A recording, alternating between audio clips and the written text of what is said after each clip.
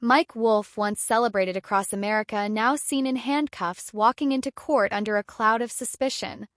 Started with rumors, then came the confirmation. Frank Fritz was gone. Everyone believed it was natural. A stroke. Complication. An unfortunate turn. But it was more. Much more. Toxicology reports raised questions. There was something in his system. Not prescribed. Not harmless. It was deliberate. Kind of poison that whispers, not screams. That hides in plain sight. And takes a life silently. The investigation began quietly. Police reviewed the last visitors to Frank's home. Security footage told the story. Mike Wolfe visited late at night. And hours later he called 911. By the time emergency services arrived, Frank was already beyond saving. First it looked like carelessness, but deeper examination revealed intent. Frank was being given drugs, not to heal, but to harm. Drugs that could accelerate his decline, under the disguise of help. Inside Wolfe's home, detectives found a locked safe. Inside were unlabeled medications. And a notebook. In that notebook were entries written in frustration, in rage, and in fear. He wrote about losing control, losing the show, losing the legacy. The show that once brought smiles was now a stage for betrayal. Witnesses came forward. Crew members spoke of tensions, of jealousy, of arguments behind the scenes. Danielle Colby gave emotional testimony, calling how Mike tracked every pill Frank took, how he would snap when questioned, how he changed. Mike's lawyers said it was all coincidence, that he cared for Frank, that he tried to help. But the data painted a darker picture. Internet history showed searches, how to simulate a natural death, how to poison without a trace. When Mike was arrested, he stayed silent, but in court he snapped. He shouted. He raged.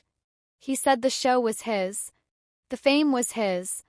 The world was his. That moment ended all doubts. He was not mourning a friend. He was protecting a throne, a name, a brand, at any cost.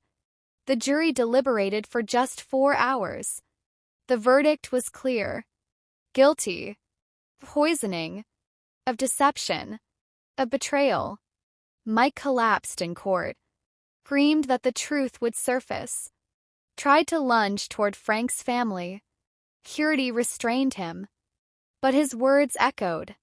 He said, "You will all see.